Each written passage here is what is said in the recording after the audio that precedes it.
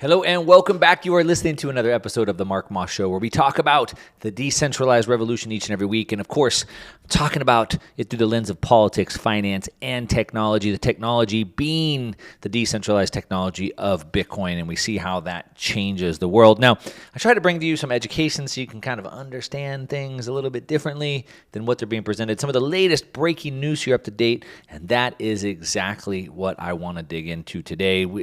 Each and every week, I mean, things are just happening so fast, so you got to stay on top of this.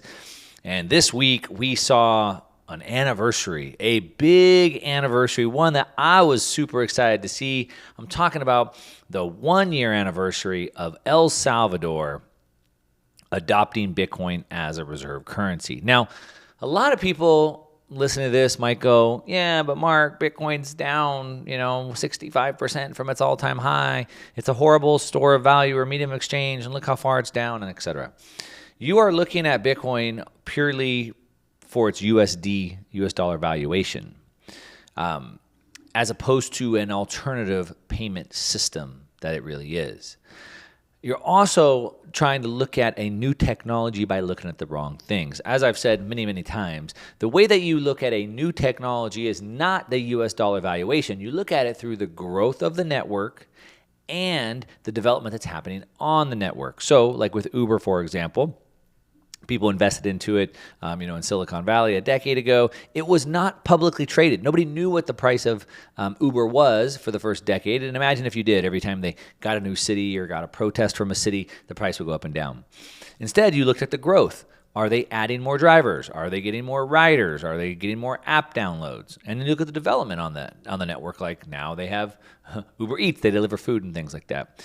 And so you want to look at it not just in US dollar terms. And so looking at Bitcoin being adoption by a nation state is a big development on the network. Maybe the US dollar value doesn't represent that today, but we still have to look at that. So I want to show you a couple things that show just that. Now, as somebody who's looking to get ahead in life, somebody who wants to invest, who wants to work in the right direction, what I'm always looking for is I'm looking for mismatches, a mismatch in the difference between perception and reality. Now, those mismatches are our opportunity. Right? So the markets are pretty efficient. So, we talk about the stock markets, are they pricing in, more rate increases? Are they pricing in these bad things? Because the markets are always trying to figure this out.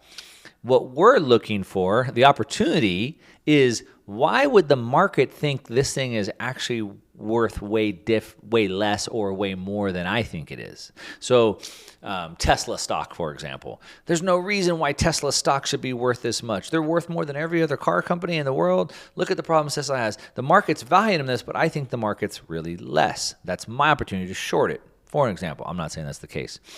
Or we'd be looking at something opposite. Look at, real estate markets getting hammered. The home building stocks are getting completely hammered as well. But I think these homeowner stocks are actually worth way more. I think the market's discounting them and they shouldn't be. So I'm going to buy home builder stocks. So always looking for that mismatch. And I think there's a mismatch with Bitcoin as well. I put out a tweet saying just as much. I think it was yesterday.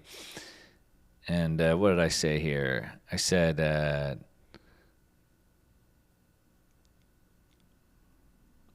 I said, to a Wall Street trader, Bitcoin is just another trading toy. But to millions of people living under authoritarian regimes and double-digit inflation, it's a life raft. Sooner than later, this will flip. So what I'm saying is that there's a mismatch. Wall Street thinks it's just another risk asset. They trade it just like any other tech stock. But that's not what it is. So there's a mismatch there. It's actually something different. So to millions of people living under authoritarian regimes in North Korea where you're not even allowed to have money, it's a life raft. And I think that's going to play out. Now, back to El Salvador. So the 1-year anniversary, and it hasn't been a smooth road. They're the very first one. There's a saying that says the pioneers always get some arrows in the back. So the first mover has to deal with all the problems. They have to deal with every bump in the road. They have to deal with all the hate. They got to deal with the arrows in the back. And that's kind of what El Salvador has had to deal with. They say, despite many real stumbles and skeptical mainstream coverage of President Bukele's Bitcoin initiative, both tourism numbers and remittance usage are already showing meaningful payoffs. So let's break that down a minute. Well, I'm going to break that down in a second. So what's interesting, though, is this month, and it was actually September 15th, so a few days ago, this week, it marked El Salvador's Independence Day. Just like in the United States, we have 4th of July, they have their own Independence Day. On this date in 1821, the Provincial Council of Guatemala proclaimed the independence of the entire region, Central America, from the Spanish Empire in a document known as the Act of Independence of Central America. Okay, 1821. Now, what's interesting is we basically saw the same thing happen where this month also marks the 1-year anniversary of a more recent independence struggle, and that is El Salvador's effort to decouple its economy from the U.S. dollar by using a different currency, by recognizing Bitcoin as legal tender. Now, it says, in part, thanks to a very instability bred by American interventions in the 1980s. So this would be Oliver North and the Sandinistas and the Iran-Contra. If you don't know what that is, you might want to go check that out. It's a pretty interesting story. And what we saw is that this led to massive instability. I'm not going to dig into that. But basically, they abandoned their own currency, their own peso, and they started to move on to the dollar. This happened in 1993, finalized in the year 2000. And so El Salvador's economy has been running on the dollar, which is a fairly stable currency, but they weren't the masters of their own fate. If the U.S. Federal Reserve decided to print more money, then that would mean massive inflation for El Salvador. They couldn't control that. Now, it says Salvadoran President Bukele looks like he saw the writing on the wall. When he first began pursuing his Bitcoin law, dollar inflation in the U.S. was barely ticking up. The Federal Reserve was saying, we can't get it. We can't get enough inflation. And then they finally started getting a little bit of inflation. They said, oh, it's temporary. It's temporary. It's transitory. Remember that? But a year later, now, that inflation is looking like a more intractable outcome of America's response, right, to the pandemic. So now, at the time, it was like, it's not happening, and now it's gotten really, really bad. Now, like I said, it hasn't been without a few bumps and bruises. Like I said, the pioneers got to take the arrows in the back, and so El Salvador has certainly done that. There was, technological glitches with rolling out their ATMs, with rolling out their wallets, right? There's all types of problems with that, as you might expect. I think people were a little bit too harsh on that. The United States, arguably the leader of the world and in tech, I mean, look what happened when Obama tried to roll out the Obamacare website. They spent billions on the website that all it does is just match you up with an insurance provider, and they couldn't even roll that out. The IRS in the United States, the IRS has been trying to revamp their software for decades. They consistently, every single year, mess up everybody's tax returns, mail out the wrong ones, etc. They've been trying to overhaul it. They can't even get that done. So, I mean, come on, cut El Salvador a little bit of slack. They create a whole new financial system. They had a little bit of little technical glitches. That's okay. But what we're starting to see is the silver lining. We're starting to see actually some of the good stuff that it's done, and I think other nations are going to stand up and take notice of this. I want to talk about that. I want to talk about also some places in the United States and other countries that have already started to take the same things.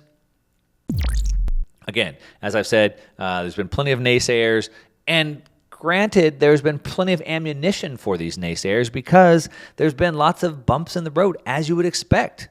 As I said before the break, I mean, the Obamacare initiative tried to roll out a new website to help you find an insurance provider. They couldn't even get that done with billions of dollars.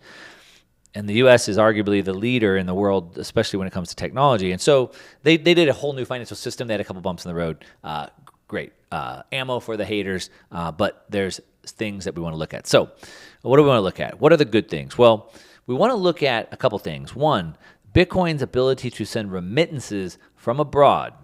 So what do I mean by that? So if you're in the United States, you don't get this unless you've traveled the world a lot. Most of the world has to send their family, their loved ones, somewhere else, like America, to earn money that hopefully gets sent back to them. El Salvador is no different than most other countries. About 30% of their gross domestic product, about 30% of all the money that El Salvador receives comes from remittances, comes from other people in other parts of the world, mostly the United States, sending money back home. Now, how do they do that? Well, you can do it through Western Union. You can go to the bank, wait in line, pull out cash, drive in your car, go to the bank, wait in line, give them, or go to the grocery store, wait in line, give them the cash, fill out the form for Western Union, lose 20% of your money. Then, as bad as that is, that might take an hour out of my time. It's even worse in El Salvador because now they live in some rural town. They got to get on a bus. They got to drive on a bus hours, potentially, to get to the city where they can now claim that money. Now they got to ride hours back on a bus with cash, and hopefully they don't get robbed.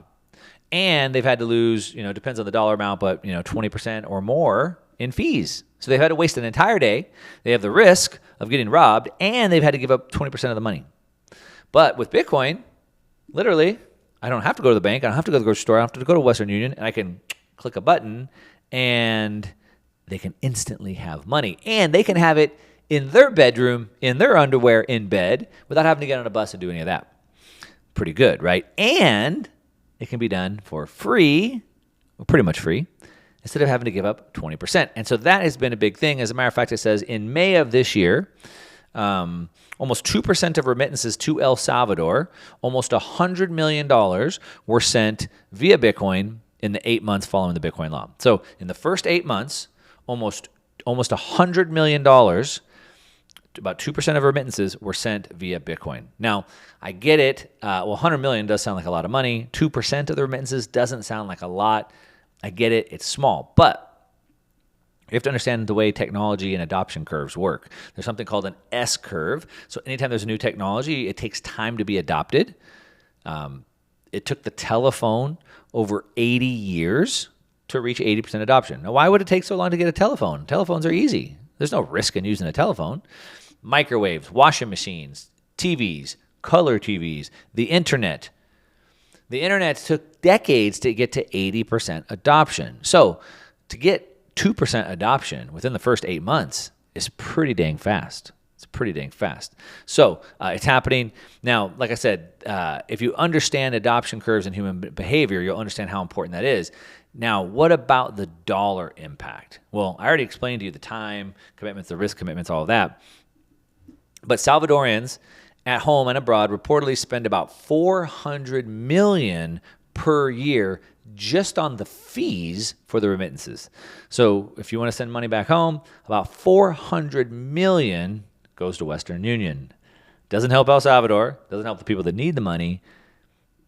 It goes to Western Union. Now, according to the World Bank, remittance fees to El Salvador averaged about 3% in 2020, which is low in global terms. I think that's very low. I think that's a little bit lower than reality. You have to understand that most of these have like fixed fees. So if you send $10 or $20, it's a very high percentage. If you send $1 million, it's a very low percentage, so that gets skewed. But the average person that's getting remittance fees down there are typically getting little bits of money, $100 at a time, something like that.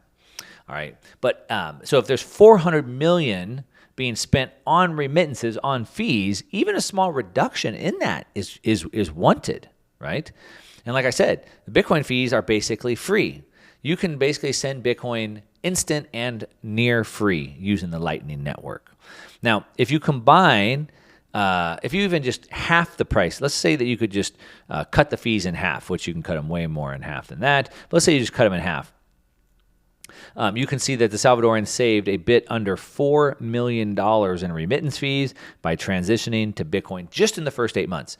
So those people that got that money, it was only 2%, wasn't a lot of them, they saved $4 million. Now, if you've ever been to El Salvador, It's it's a very poor nation. It's well below the 50 percentile. I looked at it before. I think it was like 150 in global GDP. It's very, very low. I've been there many times. You still see people getting around on like oxen and carts down there. I love El Salvador, by the way. I've been there many times. I've been there surfing. I've been down there working with the people in regards to the Bitcoin situation.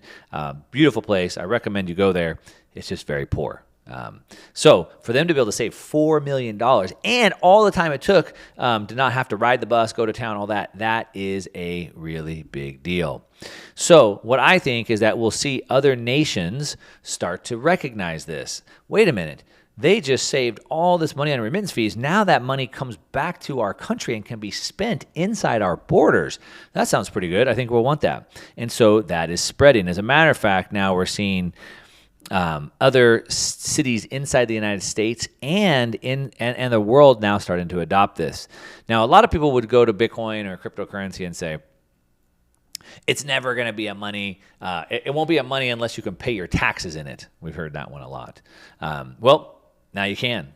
Colorado residents can now use crypto to pay taxes. As a matter of fact, Colorado residents can now pay state taxes with cryptocurrencies, according to the state's payment portal. Now, I've been talking about this for a while. This was outlined in February, and now it is live and in place, which is a pretty big deal. So, and other states have done it. Florida and Ohio are testing this out. And in South America, Argentina and Buenos Aires said that they are going to allow crypto payment for taxes. So it's coming. There's a mismatch in the market. The U.S. dollar price is down, but nation states are adopting it. States in the United States are adopting it, and that mismatch will catch up in a due time.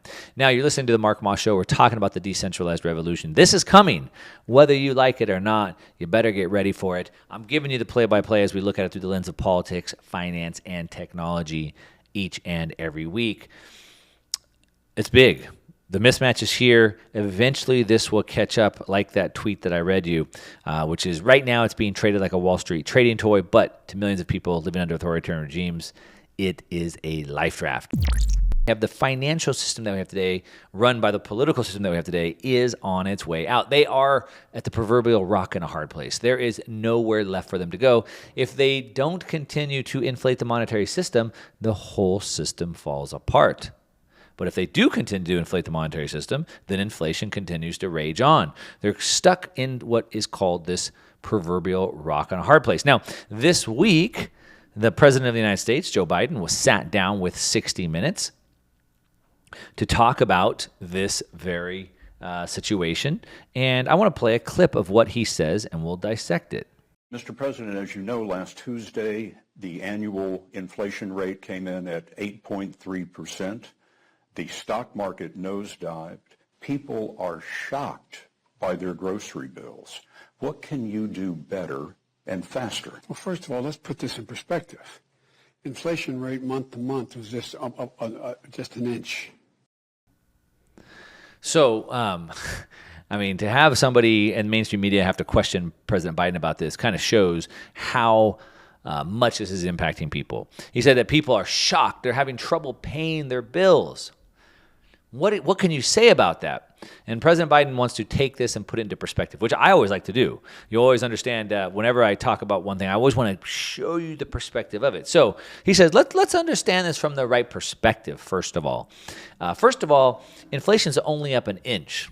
Now, an inch is not a measurement for inflation, so we don't really know what that means. Of course, I'm guessing President Biden doesn't know what that means either. But it's only up an inch, he says. That's the perspective. But let's hear the rest of what he has to say here. Let's go in. Hardly at all. You're not arguing that 8.3 is good news. No, I'm not saying it's good news, but it was 8.2 or 8.2 before. I mean, it's not you. So he's not trying to say 8.3 was good, but it was 8.2 or 8.2 or 8.2 before. Here I am stumbling just like the president. No, it was actually 9.1 and then 8.5 and now 8.3. So anyway, he doesn't really understand, but let's dig into the rest to hear what he really has to say about this for the perspective shift. Maybe I can make it sound like all of a sudden, my God, it went to 8.2%. It's been highest inflation rate, Mr. President, in 40 years. I got that. But guess what we are? We're in a position where for the last several months it hasn't spiked. It is just barely, it's been basically even. So that is the perspective. It's up to an astronomical level that people can't afford. People can't afford food anymore, as the 60-Minute host said. Like, they're shocked at the grocery store. But Biden said, let's put it into perspective. We're at a point where it's just barely going up anymore. Just barely. That's okay. No, it's not okay. People can't afford the prices right now. They're not talking about bringing prices back down. He's saying that the rate of increase has slowed down. He's not saying anything about, oh, we understand the problems. Oh, we're doing things to bring it down. He's like, no, it's, it's just, we're getting to the point where we're just kind of accepting it, right? We're just going to accept it, I guess. That's the good news, that it's just going up. The one thing that you have to keep in mind, too, is that this time last year, inflation was a big problem. I don't have it up in front of me. I'm guessing this time last year it was about 5 or 6%, which was insane because we had no inflation for years. So the reason why I bring that up is if we were at 5 or 6% last year, which was shocking. It was actually, I think I have the number right here. I can dig it up real quick. I like to always give you like I said, I call the receipts. So here we go. All right. So for August of last year, so that's what we have the numbers for August, and he's talking about. August of last year was 5.3%, which was, at the time, was a massive number. That's when they were saying, don't worry, it's going to go back down. Don't worry, it's transitory. Remember that word, transitory. So that was already massive. Now we're a little bit jaded, or we're desensitized, I should say, because now we're at 9.1. So now 5.3 sounds easy. But at that time, it was insane, and people were freaking out. And the reason why I tell you that is because this is a reading year over year. So what does that mean? That means that from August of 2020 to August of 21, inflation went up by 5.3%. So we went from, a $10 steak to a $12 steak or $13 steak. Now this is again a year-over-year increase on top of the 5.3. So this is compounding. So if it went from August 2020 to August 21 at 5.3, then to go from August 21 to August 22 is another 8.3 on top of the 5.3. So this is adding. This is cumulative. And Biden doesn't seem to care about that. He seems to be out to sleep on that, which is probably why he has such a poor approval rating. Now, people are obviously unhappy when they can't fill up their gas tanks. They can't afford to power their homes. We're starting to see that now, where the price of electricity is getting so high that people can't afford it. People are obviously unhappy when they can't get the same quality of food that they've been used to getting, and all of those things. And that's just, people are mostly concerned about themselves. Obviously, we could talk about the Russia-Ukraine situation. We could talk about the Taiwan situation. We could talk about all these things. But just on the monetary situation alone, we have a problem. And it's pretty interesting because I have this other clip. We've seen Biden coming out and trying to what I would say deflect, right? So they're deflecting. So instead of saying, "Hey, we get it. This inflation's a problem. We're gonna do something to fix it," instead they say, "Hey, but look over there. Look at all these problems. This is our real problem over here." Like a couple weeks ago, Biden gave the speech with the ominous red background. I'm sure you've seen that by now, with the two Marines sitting there. And he said, the real problem we have is the Republicans. The Republicans are extremists, and they're the biggest threat to our democracy right now. Now, in the last election, the last election between Trump and Biden, Trump beat all records for voter turnout. Now, to put this into perspective, like Biden tried to do, when Obama ran for president, Obama broke every voting record. He had more people turn out to vote for him than any president in history. When Trump ran, he broke that record. He had more people turn out and vote for him than any president in history. When Trump ran again to compete against Biden, he broke the record again. and got even more people to vote than any president in history. Now, somehow Biden beat him, barely. And let's just, I'm not going to get into whether that's accurate or not, but let's just say that it is. We know that at least half the people wanted that. But today, they're extremists. I want to dig into that and show you how this ties back into the financial system and signals the end of the centralization coming to an end. If they stop printing, the system collapses. If they continue to print, then inflation rages on. And so they're stuck between this proverbial rock and a hard place, which is why you have Biden going on 60 Minutes and saying, but it's barely going up anymore. It's just slow. No, it's not. As a matter of fact, like I said, it's compounding. But like I said, this goes on to show why two things. One, the approval rating is so low. But two, why they need to control the narrative so hard. And so what we're seeing is as this pendulum maxes out at centralization, the UN, the IMF, the World Economic Forum, the World Health Organization, the European Union, the ECB, etc. What's happening, though, is they need to control the narrative. They need to control the people. And the more that people are starting to wake up and starting to realize this and starting to share their discomfort or their distaste, that really affects their ability to manage the situation, or I should say control the situation. And so what we're seeing over and over and over is you don't like how much your food or your gas or whatever has gone up, then you're a problem. Oh, you don't like the policies that I've put into place. You don't like the fact that I've shut down all the energy and now your energy bills are more expensive. You're part of the problem. You're an extremist. If you don't like what I have to say, you're against the democracy. You're a threat to the democracy. First of all, democracy means the will of the people. It's what the people want. And so you should listen to all the people, and then it's majority rule. Now, I'm not a fan of democracy because it's majority rule. And really what it is the tyranny of the minority by the majority. So if 10 of us all got together and 6 or 7 of us agreed that you should just give us all your money, that's democracy. But if there's 2 or 3 people out of the 10 that don't want to give up their money, they're a threat to the democracy. You see how that works? Now, the United States is not a democracy. Remember, if you said the Pledge of Allegiance growing up, and to the republic for which it stands. We're a representative government. But they keep saying it's a threat to our democracy. Like I was saying, Biden gave this speech with the ominous red background and the Marines back there and saying the MAGA Republicans are the threat to the democracy. They're a threat. They're extremists.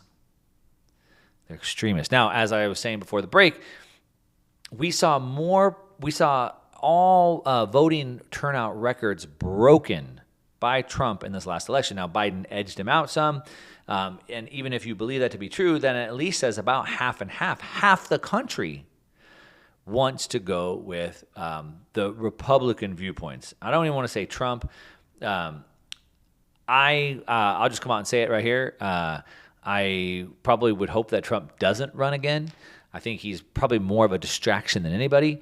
I do think he wants what's best for the country, but I hope that he doesn't. I hope that he sits this one out. But that being said, about half the country wants that. But he's saying you're an extremist. If you don't want what they want, you're an extremist. And it's not just the president of the United States. Let me play you this clip I have queued up. This is the White House press secretary. And let's hear when she was asked, what is an extremist? Again, we see majority of Americans who disagree. And so when you are not with where majority of Americans are, then, that is extreme. That is an extreme way of thinking. So if you're not where the majority is, you're extreme. So what's the majority? 51%? So if 49% of the people want something different, that's extreme? Is that the case that she's making? Oh, Mark, you're being crazy. Okay, is it 60-40? I mean, that was her words, the White House press secretary, Karine Jean-Pierre. She says, if you're not with the majority, you're an extremist. Now, all progress in life comes from not being with the majority. Every single scientist, every single person in the world said man would never fly. But the Wright brothers were out of that consensus. They said, no, we think that man could fly. And they went out and proved that right. We can look at it with gravity. We can look at it with penicillin. all of these inventions, all of these breakthroughs came because somebody dared go against what the consensus was. For all of history, no one had ever been able to run a mile in less than 4 minutes. It was against the consensus. It's not done. People thought it was just impossible for a human to run that fast. Then one day, someone believed he could, and he did. And within that time, I don't have it up in front of me, but within a few short years, like multiple people were breaking it. And now today, the 4-minute mile is just considered normal. So all progress comes from believing you can do something that most people think you can't. That's going against the consensus. But that is an extremist. Now, I would like to say that if that's the case, well, per this new poll, Joe Biden's approval is 39%. 39%. Only 39% of Americans approve of President Joe Biden. So does that mean he's the extremist? Does that mean that the Biden administration, anybody that supports Joe Biden, including the White House press secretary, are they now extreme? Because that's not what the majority wants.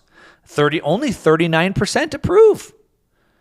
If 39% approve, that means 61% don't approve. He's the extremist. You see how crazy that is?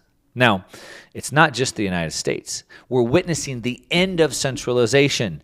No, in Iran right now, they've been marching in the streets. They're screaming, "Death to the dictator! Death to the dictator!" Why? Because I think they killed some woman, over she wouldn't wear her head dressing. All over the world, we're seeing this. In Canada, we're seeing this.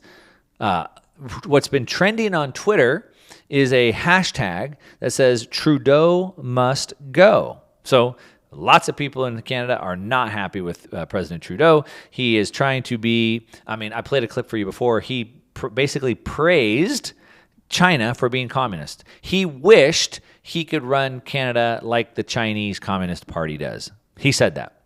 He's shown that through what he's done with the pandemic response, what he did with the truckers, and so forth. So there's lots of people that don't like him. And so there's viral trends sweeping over Canada.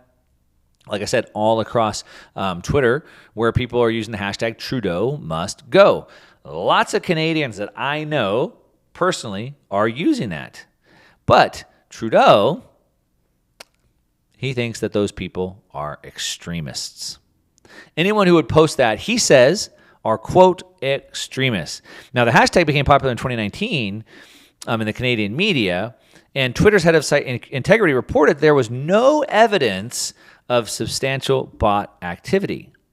But Trudeau has come out and said that it must be Russian bots. It must be Russian interference that's doing that. But that's not the case.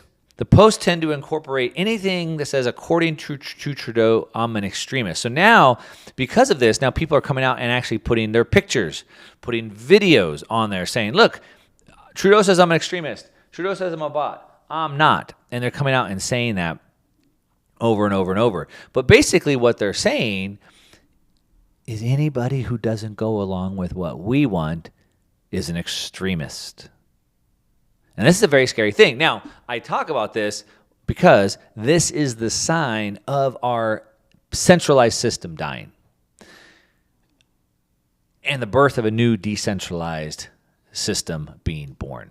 And we're witnessing it right before our eyes. And what happens is the more the state loses control, the nation state, the more they try to squeeze. The more they try to squeeze, the more people push back. The more people push back, the more they try to squeeze. Each force has an equal and opposite reaction and only forces them to ratchet it up. And the more they ratchet it up, the more they'll actually lose in their grip.